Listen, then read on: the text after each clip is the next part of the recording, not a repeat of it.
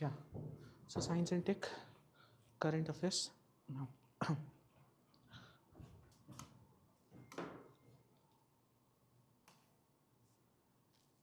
so this is the first topic, that is GSAT 7R. This is the heaviest naval communication satellite that India has launched. Okay. Now, see this. So why this is in news? So ISRO has launched GSAT 7R. Okay. This is also called CMS-03. So now ISRO used to name things with GSAT, okay, because communication satellite are sent to geostationary orbit. Okay, so they used to be named like this. Now they have given another kind of name based on their use case. So this is being used for communication. That's why CMS-03. Both are its names. Now this is India's heaviest indigenously built advanced communication satellite. Okay. Then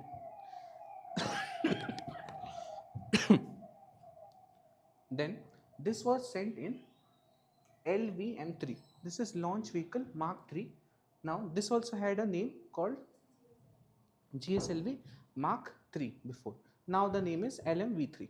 So this is the satellite. This is the satellite sent on this launch vehicle. Okay. Now this is the heaviest satellite that we have sent, indigenously sent by India. Now what it does, of course it's a navigation and especially naval navigation satellite. So what it will do, it will give boost to India's space capability and secure naval communications in the IOR, means what, Indian Ocean region.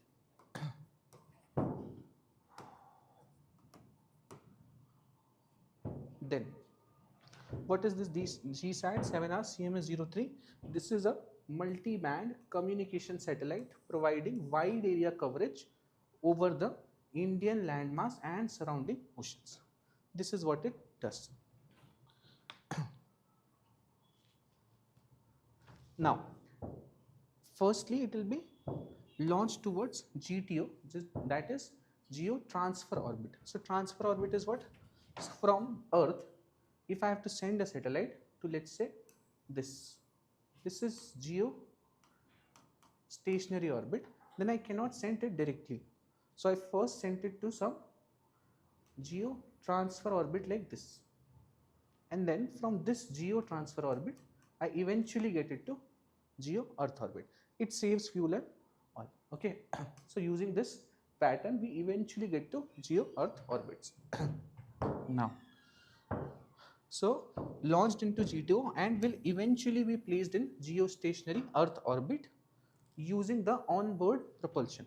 So from here it will have some onboard propulsion, based on it some minor changes it takes, and eventually it will reach like this to geo Earth orbit.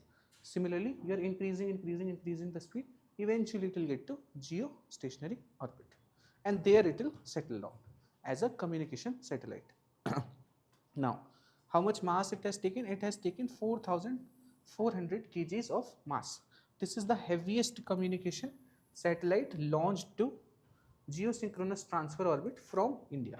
This we have already seen. Then this is designed for 15-year mission life. So the life of this will be 15 years. This is sent for communication.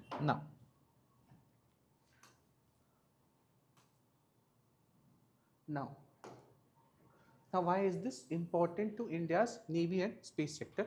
So first thing is, this replaces GSAT 7, that is Rukmini. So Rukmini is a decade-old dedicated naval satellite launched in 2013, now at its end of life.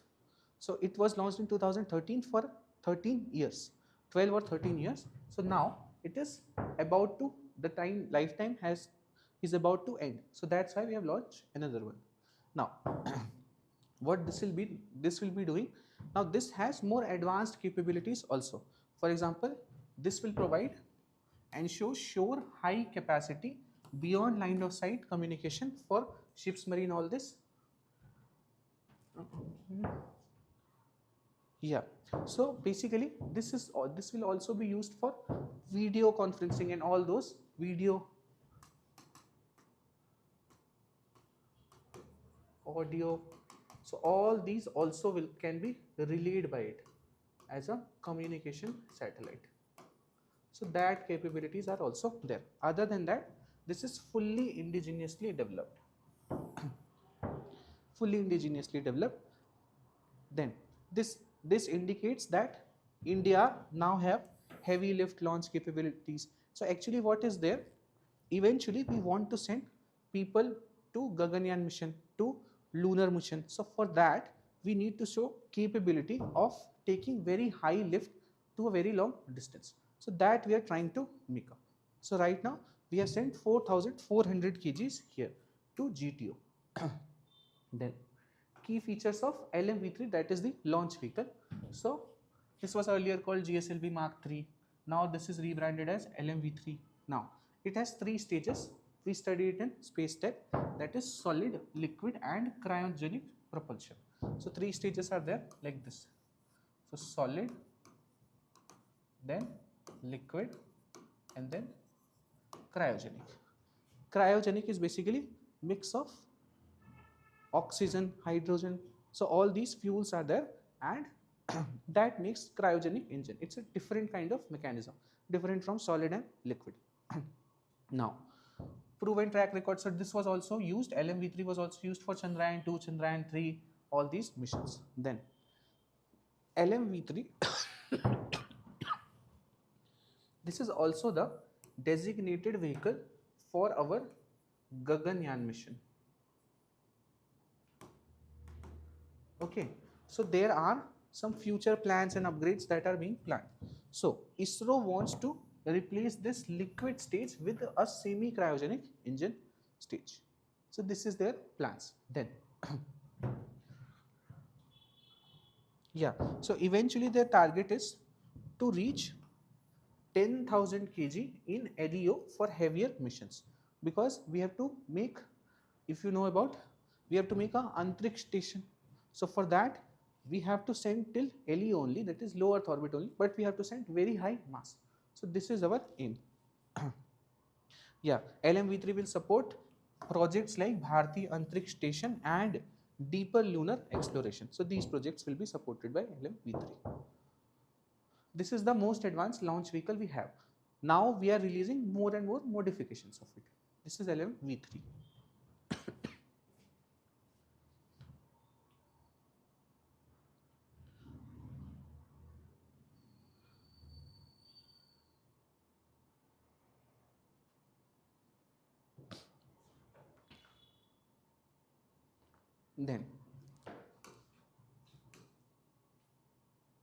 Then we come to next, that is India's data center. Before this, let's see the topic 3 first. Yeah, this is CPU versus GPU. This you might have heard a lot. GPU is what? Graphic processing unit. You might have heard about NVIDIA, GPUs. GPUs are so much in news.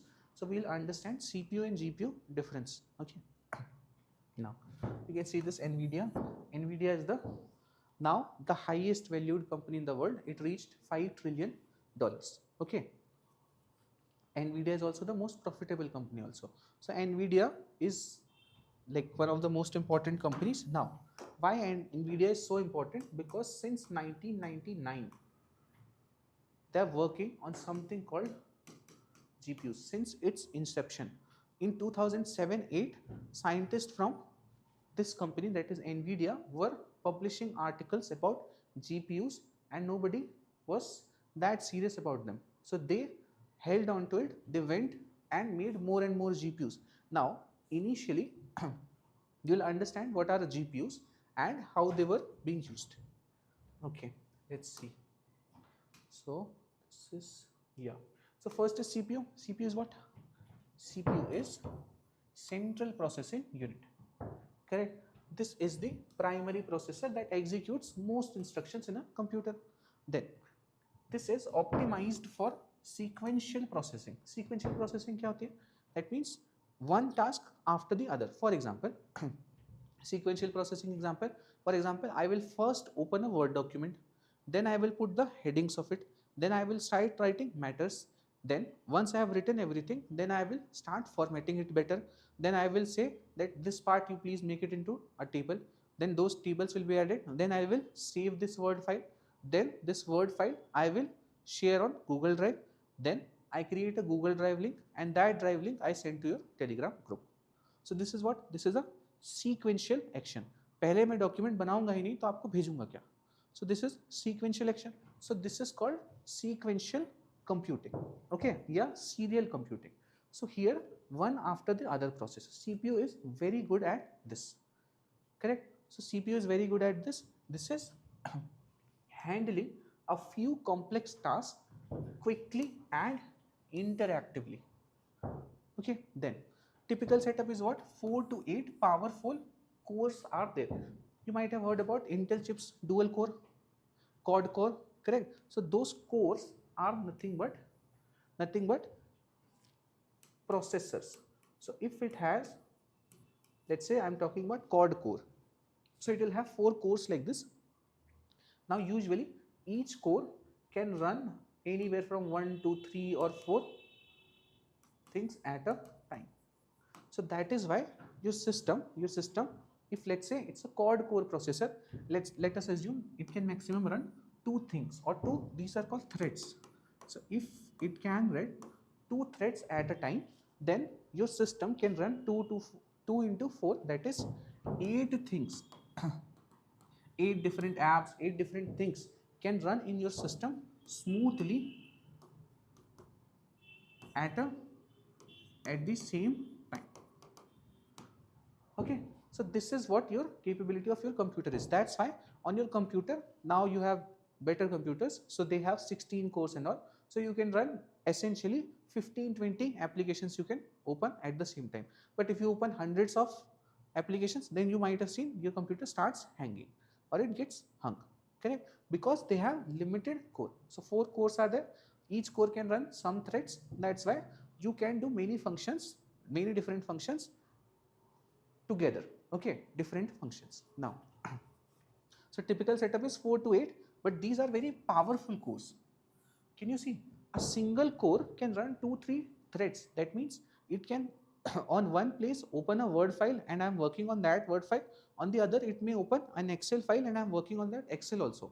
Both being done by a single core. So the core are powerful. Okay, but they are limited. Then limited in number with low latency. Then latency is very low. You just open a my folder, the folder opens immediately. Ideal for general computing, decision making and system control. This is good for ideal for general computing, simple decision making, system control. Now we come to GPUs. So GPUs are what? GPUs full form is graphics processing unit. Now this is a specialized processor built for parallel computation. Now parallel computation is what? Parallel computation is instead of this sequential task. Now there's a video by NVIDIA that you can see on the internet. Now what they have done in that, see, so they wanted to make a big smiley like this. Okay, on a big wall they wanted to make a smiley, so they were using 2 systems. They were using 2 systems. One is very powerful simple computer that is using the CPU. So this was using CPU and this was using GPU.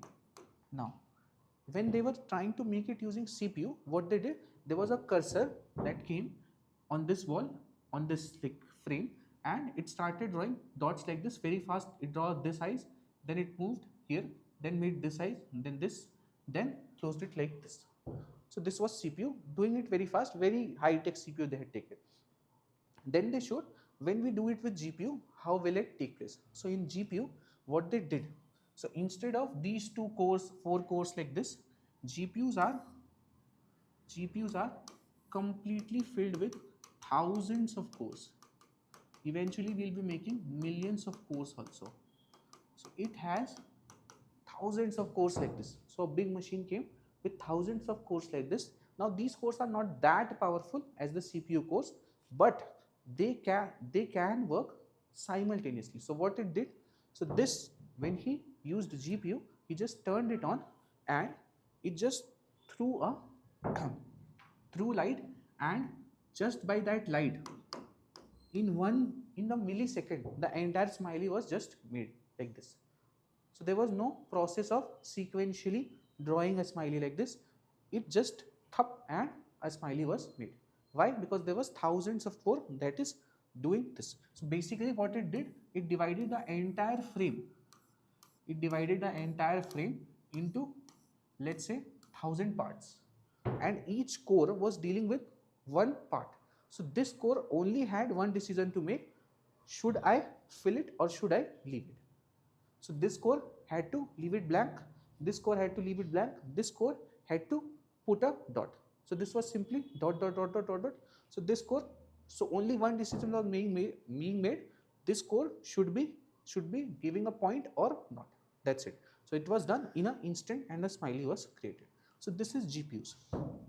As you can see, this is very good when any task that you have can be broken down into parallel parts. So this is not sequential. Eventually wanted a smiley. So smiley could have been created in one go also.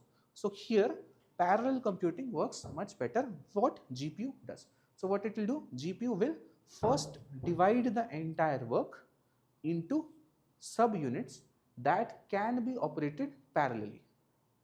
GPU will divide the entire work into subunits that can be done parallelly, and then it will do it in an instant.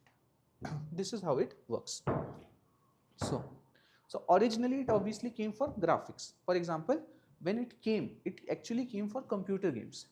So for gaming it came. So in gaming you need to have very good graphics, okay, and that dynamic graphics using CPU was becoming slow. So for gaming, what they started doing, they started making GPUs for gaming. So for gaming it was being used, the graphics were outwardly or very good. Now Nvidia worked on this only for a very long time. Eventually it perfected this gaming part of it, and then with the advent of the artificial intelligence and everything, it started being used in other applications also. So the name is old, that is graphics processing unit. Now it is being used everywhere. You'll understand how.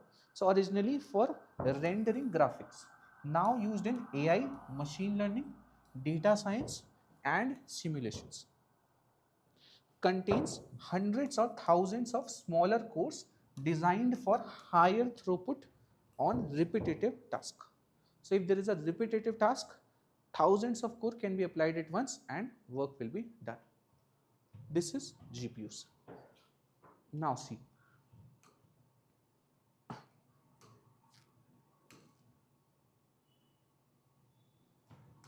this is the difference between them. So here the processing type is serial or sequential. In GPU it is parallel or simultaneous. Cores is 4 to 8. This is hundreds to thousands to even millions.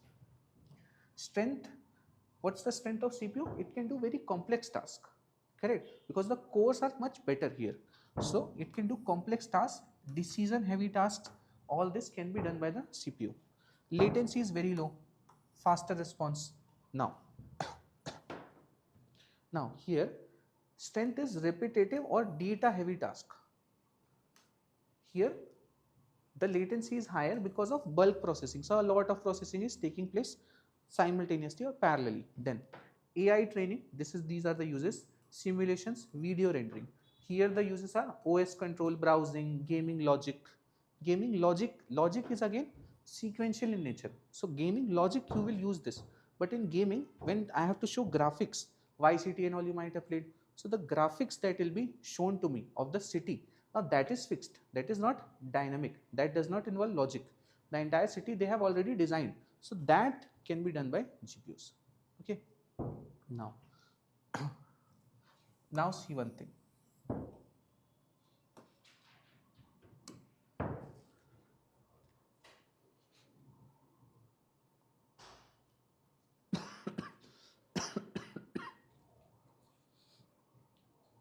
Now, Now see how this thing that came for simple graphics became so important. So Nvidia as a company was not that important. It was making mainly things or these chips for gamers or gaming computers.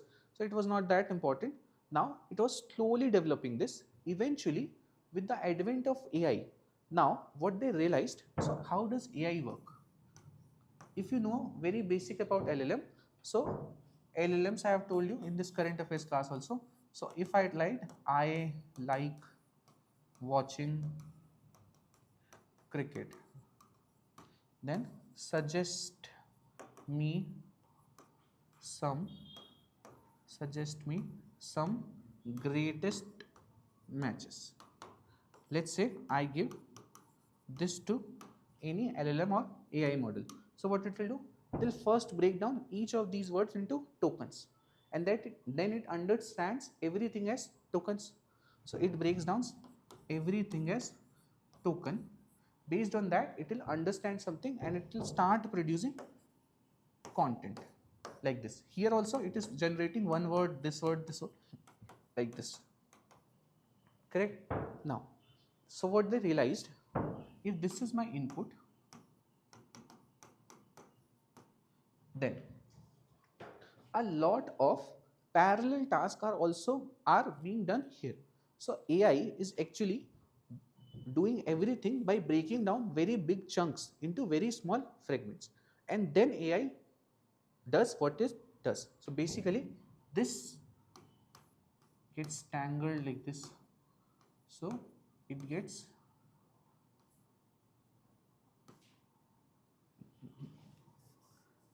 this gets broken into two, broken into two, broken.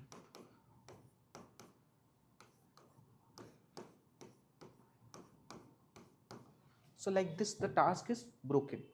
For AI, every task is broken like this. This is your input, it gets broken like this, many steps, and then eventually all of this based on probability distribution. If you remember that probability distribution, that they used to guess that I like cricket or cricket is a, then the next word will be what?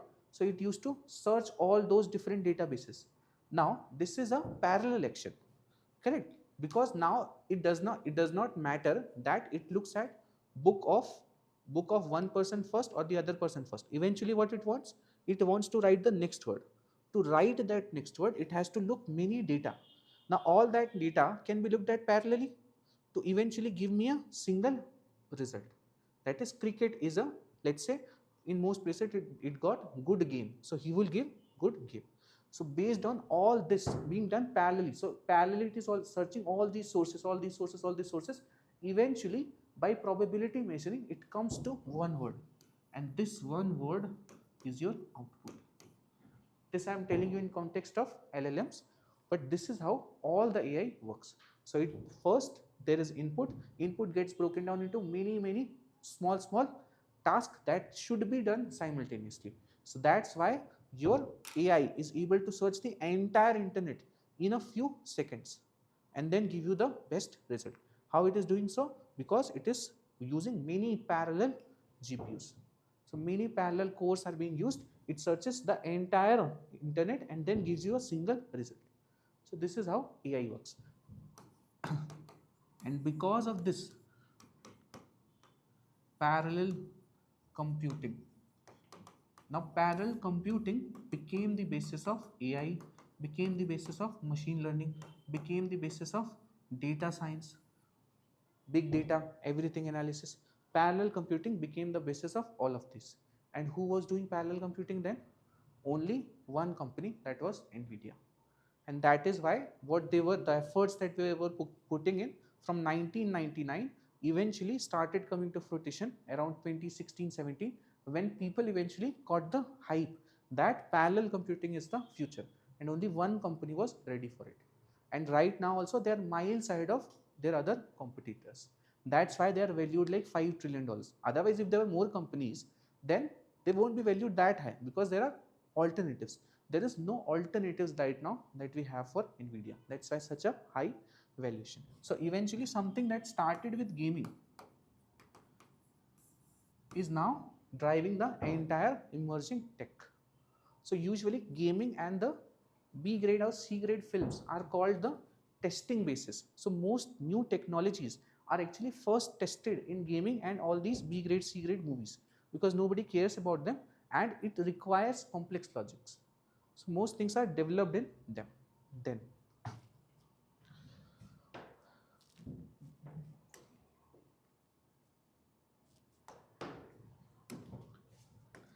now you can see what is better at what. So CPU is better at real-time decision making, office apps, gaming, logic, everyday computing. Then CPU is good at large-scale data crunching because it has to be done simultaneously. Then deep learning is nothing but that you understand. For example, LLM models are also based on deep learning. Okay, then graphics rendering, this was the basic, so this it can do. Then crypto mining, again simultaneously I have to look for all different sources. The crypto miner has to look, again parallel computing. Then and scientific modeling. So if there is a question, you should think of GPUs in terms of this. These are the basis of parallel computing. What can be helped by parallel computing is the correct answer for the use of GPU.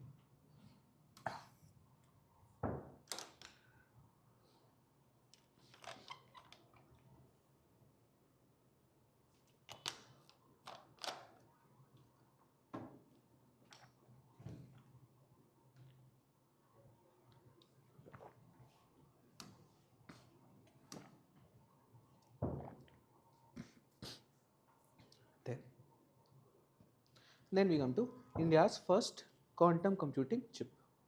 This is that guy. Now,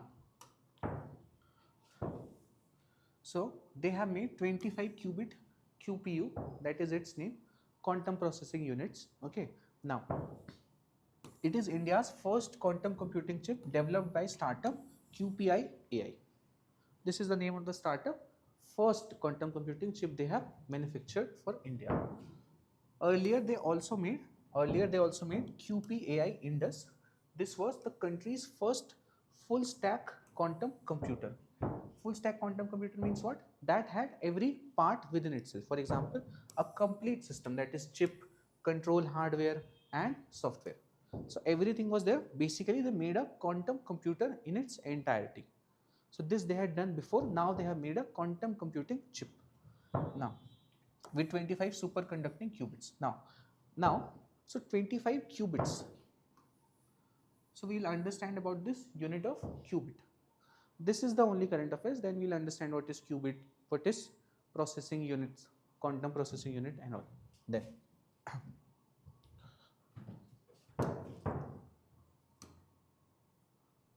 so now we come to this. What is QPU?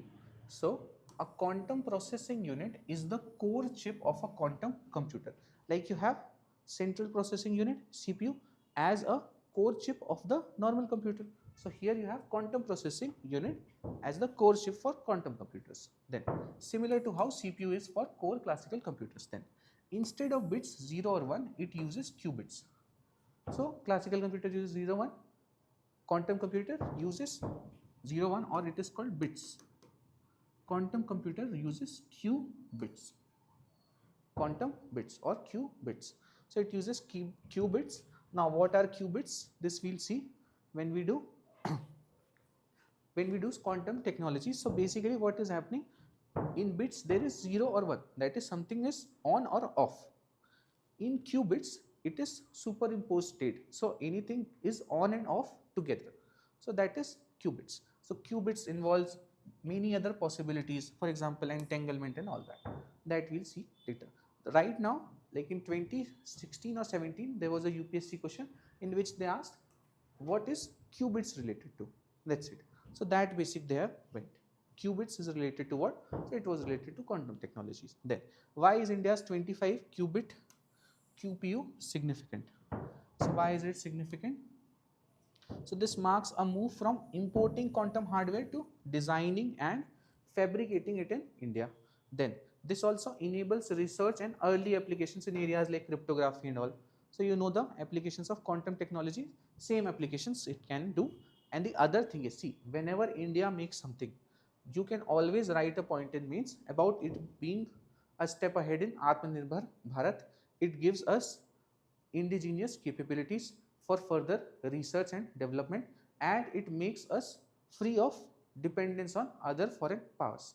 Okay, so these 2-3 points you always keep in your armor.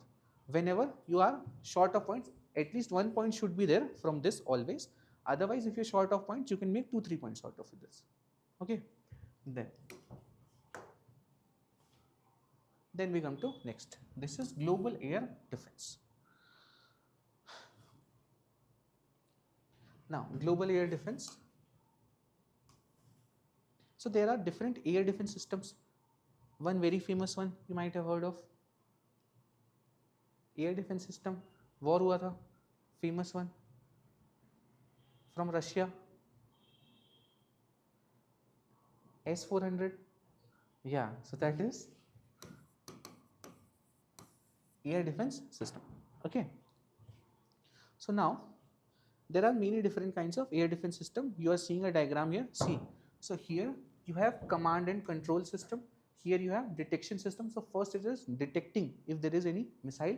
Then this command and control system, this detection system will give information to this command and control system. Then this command and control system will decide that based on this detection, that is it a useless drone, is it a very important spacecraft, or spacecraft, is it a very important fighter jet, is it a cruise missile, is it a ballistic missile, what is it? Okay, so with this will be seen by this command and control center, and eventually this command and control center will send information to the launch system that you should launch at this degree, at this speed, this missile to intercept and eliminate that particular missile or aircraft. So it works like this, from detection system to command control system to launch system. This is a typical air defense system. Now of course you will have many detection systems, you will have one or more command and control system, you can have many launch systems, so all that becomes complex, but this is the very basic of it. Then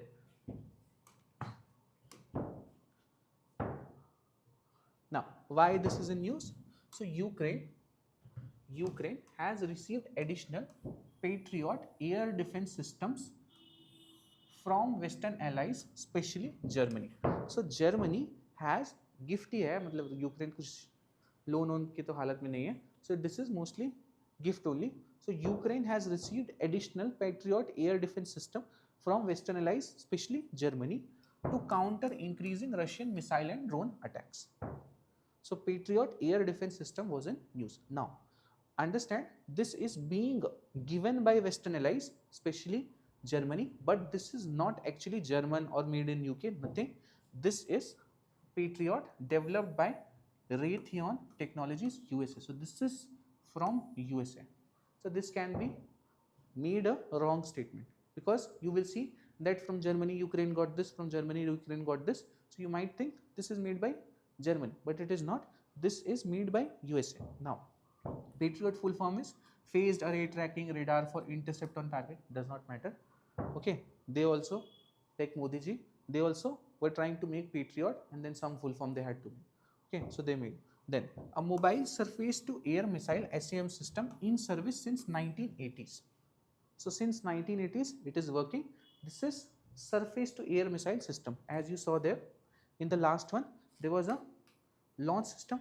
So launch was from the surface and it was hitting a target in the air. So this becomes what? Surface to air. That's it. Okay, so what this can intercept? So used to intercept aircraft, ballistic missile and cruise missiles.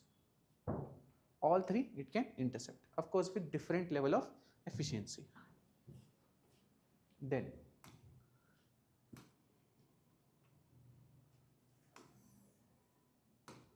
now key capabilities. What are its key capabilities? Can detect targets beyond 150 km, engage threats up to 20 km with coverage of 15 to 20 km. No need to remember this data, not very important. For Patriot is not from India.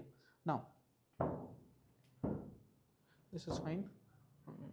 Yeah, offers protection against aircraft, cruise missiles, larger drones. Yeah, this I wanted to show, and short range ballistic missiles, but is less effective against very low flying small drones close to the ground. So this also you need to add, that is large drones it is able to intercept well, but small drones it is not very good with. In fact, most defense system people have realized now after the Hamas attack on Israel that these defense systems are very advanced for advanced weapons, but for simple a person coming in parachute or for very small drones they are not that effective. Okay, so this is the realization that people have now, because they made everything for advanced technologies. Okay, like there was a famous thing about Sehwag used to be a cricketer, so he used to think that all the bowlers at international level will bowl good balls, correct? So from the his initial days he prepared to hit how to hit good balls to, let's say, a boundary. Then eventually it was found out by different bowlers that if I bowl rubbish balls, then he does not know how to deal with rubbish balls, because he does not consider that such an international bowler will bowl balls like a local player. So then he used to get out on those. The similar thing happened with defense systems around the world. They had everything, they had Iron Dome and all, and one guy came in a parachute and killed so many people. Okay, now who operates Patriot? So all those NATO countries, okay, they all deployed by 16 countries including USA, Germany, Japan, Israel, South Korea, Saudi Arabia, basically allies of US. Does not matter, nobody will ask you the exact names. Okay, just some idea. Then this is important, these are the names of it. Okay, now these are a lot in news. Okay, they have also asked about S400 before and third before. They can give a match the column question. Okay, which country these air defense systems are from? So India. So India, we read about this. This is Prithvi air defense, and then quick reaction SAM. Okay, this we cover in science and tech lectures. So these are the Indian defense systems. Then from USA you have Patriot. This was in news. Third, third has already come in UPSC. Then we have NASAMS, yeah, and Avenger. Then from Russia you have S400 Triumph, S500, and simple S400. All these are there. These two mainly. This is Tor also. Tor also is from Russia. But anyway, at least these two you remember. Now from China, this is HQ19, HQ22. Now it is being said that that Pakistan was using these defense system from China to intercept Indian missiles. Okay, that's why it was able to intercept many of our missiles, because it was using a Chinese defense system. Now of course, like India when it bought S400, it was a global news. We also came, Modi ji photo and everything was there for S400. So everybody, the entire world knew that we had S400, but because we bought it, but maybe Pakistan got it just by China at that time only, during the war only, nobody knows. So defense system came from China, probably being used by Pakistan. So these are the names, HQ, anywhere you see, this is China. Then Israel, a very famous one is Iron Dome. Then there is David Sling, Arrow, and Arrow. Just the general idea, if you have, match the column you can do, that's fine. Iron Dome, David Sling, and Arrow.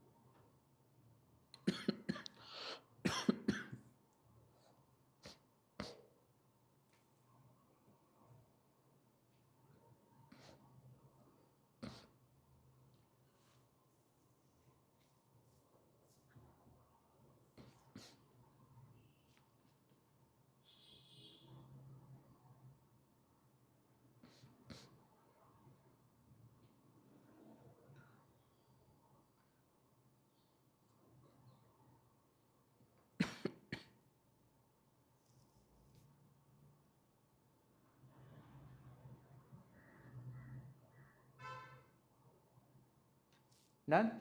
Then that's it. Let's do the questions. Yeah.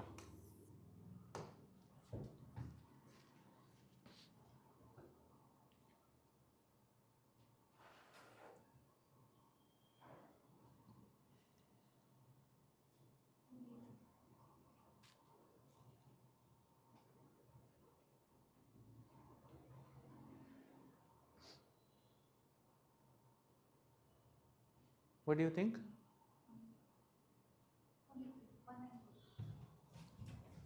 Harshal?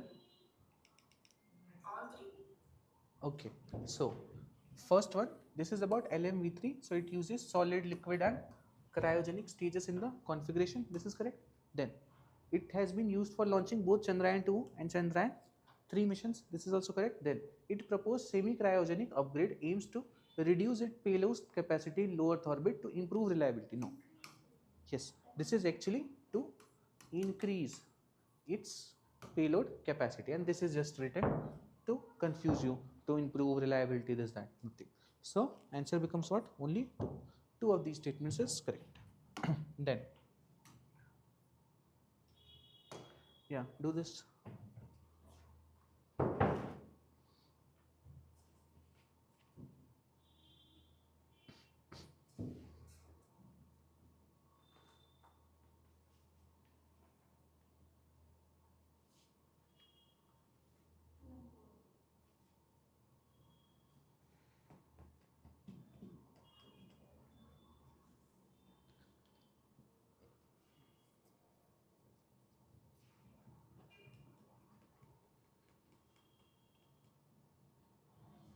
Done? Okay, so what it says, consider the following task. Which of the above are typically best handled by GPU rather than a CPU? Now, once you see question statement like this, consider the following task, consider the following statements, please come here to see what is the question. Sometimes people read all these three, then it does not make much sense to them, then they read this. Please, after, if it is just about following statement, this, that, read the question, then read the statements. Then, so real time game logic, okay, and user input handling in a strategy game. Now, which is good at user input handling? CPU. Because if I'm constantly pressing different keys, what I am doing, if it is dependent on the my action is only one thing. Okay, now it cannot be divided into fractions for parallel computing. So if user is involved, user input is involved at every stage, you must use CPU. So this is not GPU. And gaming logic also, this also CPU works better. So this is not correct. Then rendering high resolution video frames for an animated film, yes. Graphics is the most key use. Then running office productivity applications and web browsing, no. For this CPU is better. Again, sequential action. Then large scale matrix multiplication for deep learning training, this is correct. Matrix multiplication is what? Matrix looks like this, and matrix multiplication works in this way, that this particular row gets multiplied by this particular column, and this makes the first row like this. Okay, so now this can be done parallelly. Now second row will get multiplied with the first one, second one, like this, and it will make different entries. Okay, so first row and first column gets multiplied, makes the first element. Then first row and second column gets multiplied, makes the second element. Like this matrix work. Now this can be done parallelly because they are independent parallel action. So this is of course done in deep learning training. Then, so answer becomes what? 2 and 4. Then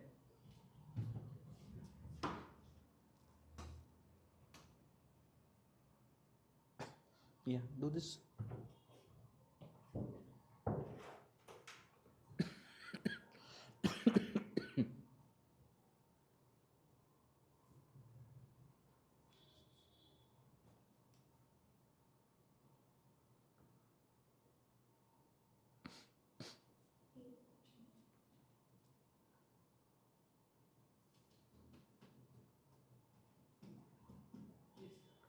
Okay, so these are the Easy ones. Now, India is what? India matches with QRSAM, then USA matches with THAAD, Russia matches with S400 Triumph, and Israel with Iron Dome. So D 4A, 4A, 3B, 2C. So A becomes the answer. Okay.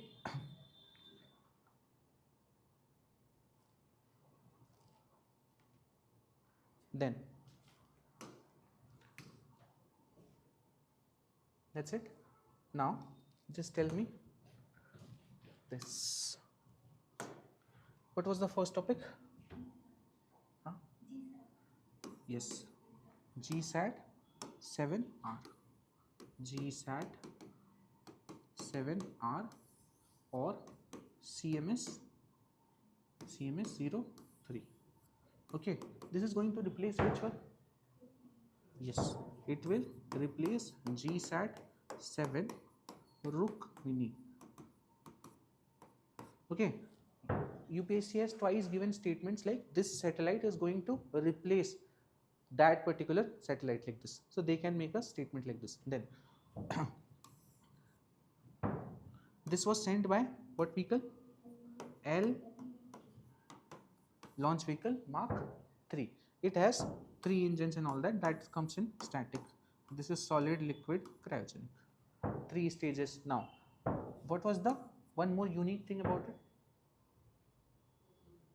Yes, this was the heaviest satellite that we had sent.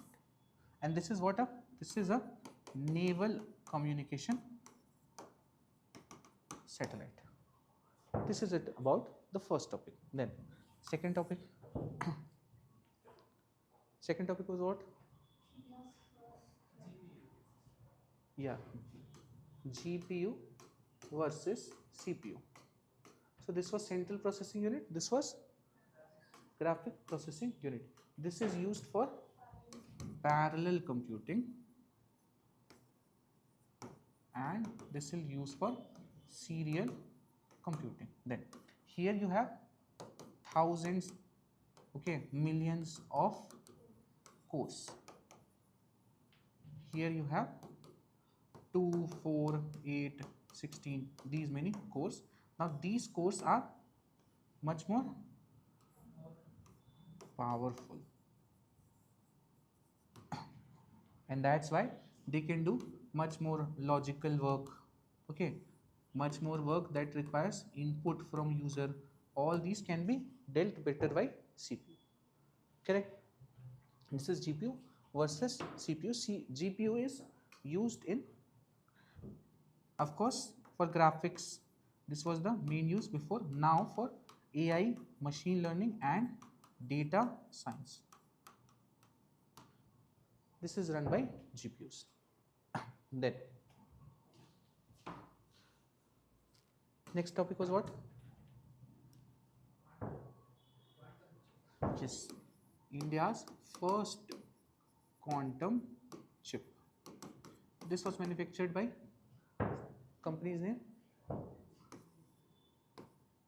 I think something like this was there. Company's name you can remember. Now this company made this quantum chip. What it was called 25 qubit. 25 qubit QPU. Qubit is what? Qubit is a unit by which you measure their capabilities. QPU is quantum processing unit. Okay, 10. That's it. Then next one. Okay, global defense. Global defense systems. Here we learnt about THAAD and all those different from USA, Russia and all. Okay, so one topic is left. Data centers we have not done. Okay.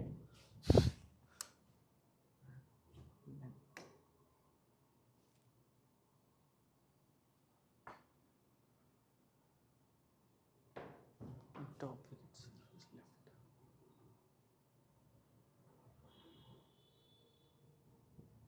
That's why I thought how it got completed earlier. So this is data center now. So basically, India is seeing very high growth in data centers. If you might have heard about Google investing a large sum of money in Vishakhapatnam or Vizag. Because of that, the ruling class in Karnataka also got very alerted. Okay, because it was a huge project that went to Andhra Pradesh that Bangalore was expecting for itself. Then, why news? How fast is the sector growing? So, India's data center capacity is projected to jump from 1.2 gigawatt in 2025 to 9 gigawatts in 2032, implying 9x growth and compounded annual growth of 17%. Now, this data is useful. Okay. Now, can you tell me, we are trying to make data center. This is gigawatt. Gigawatt is what? Unit for?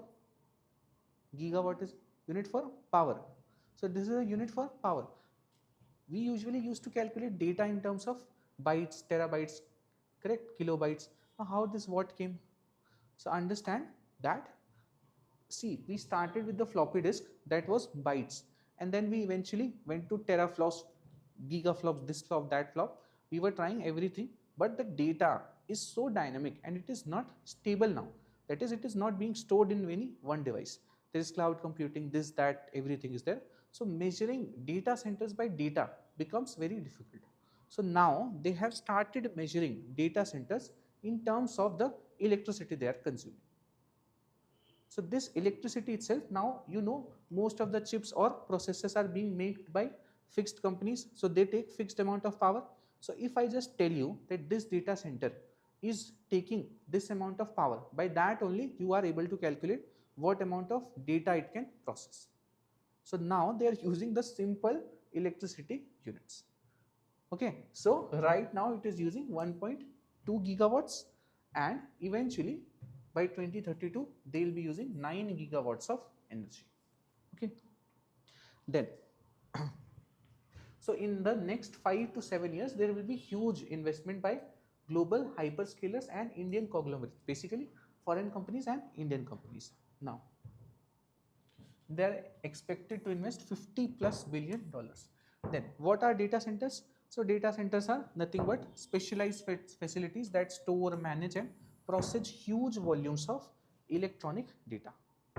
Okay, now they also house critical IT infrastructure, servers, soft storage devices, networking gear, cooling, power backups and security systems. Okay, all this is being done by data centers. I think we have also taken data centers in another current affairs. There also we explained what are data centers. There is a very famous data center of Amazon in Arizona and all those places in the deserts. So these are data centers. What they provide reliable, scalable and secure environment for modern digital operations. All these operations are taken care of in data centers. Then what is India's current position? Now this statement is important. This you can use anywhere in mains. This is India generates 20% of world's data but has only 3% of global data center capacity. So there is big scope for expansion. Whenever you write a point about data localization, and this is so common because in everything you are talking about data localization. Correct. In economy also you will talk about data localization. In polity also you will talk about data localization. Every data is being taken down, this is, and in every place you will talk about data localization. You can always quote this data, that is, we produce 20% of global data and we have data center for only 3%. Global data center capacity of us is only 3%. Always you can use this one. Then so there are 150 data centers in India, major players. So this is held by different players like AWS, Microsoft Azure, Cloud, Google Cloud and all that. Mumbai alone accounts for 50% of India's data processing capacity. New hubs are being developed in Ahmedabad, Pune, Vishakhapatnam, that is Vizag, and other tier 2 cities. Now, this was also in news. Major announced projects. Okay, so major announced projects are, one is Google. Google is investing $15 billion in Vizag for their AI hub. This is among India's largest FDI. This has went to Andhra Pradesh. So Andhra Pradesh government has been able to do this. So once they have lost Hyderabad to Telangana, there was a huge demand in Andhra Pradesh to have their own IT hubs. So this is their first win that they have got in Visakhapatnam, got for Visakhapatnam or Vizag. Now Google was actually looking for a center that was along the seas. Okay, so Karnataka was also offering some, and Google eventually chose this. Now this will also be accelerated by actually Trump's policies. That is, he is increasing the price for H1B visas. So they have to pay so much to hire Indian engineers. Now, of course, they want cheap engineers that India has in large supply, like cheap skilled engineers. So now that all these companies will now, because they cannot pay that much money to get one person, so they will start shifting their data centers here. Okay, so you will see more and more of this. So then you have AWS. It has planned to give $8.3 billion investment in Mumbai cloud region. Similarly, you have for Meta, and there are some domestic push from Reliance Adani. This is fine. Reliance Adani, Tata Group are also making some data centers. That's fine. Mainly are these Google and AWS.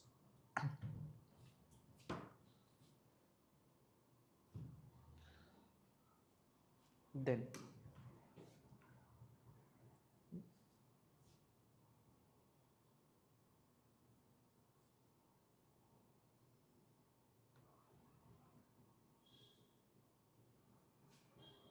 yeah, why does this matter? And the opportunities last. So opportunities, what it supports: AI, 5G, fintech, UPI, ONDC, e-governance. All of these are supported by data centers. Then it will help in job creation in construction, power, cooling, networking, cyber security.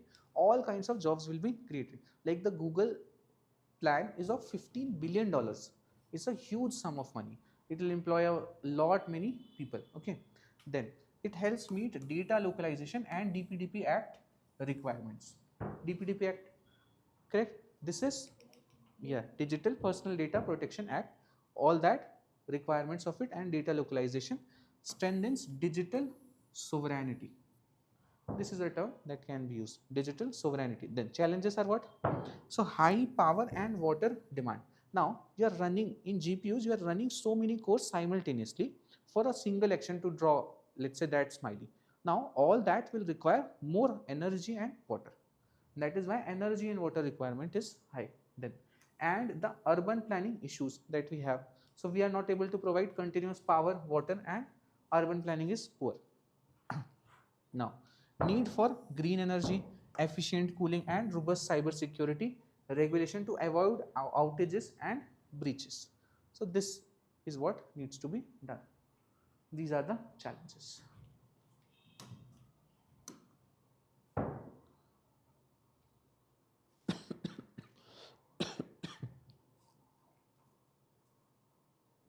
Okay, that's it. That's it for a science and tech lecture. Thank you.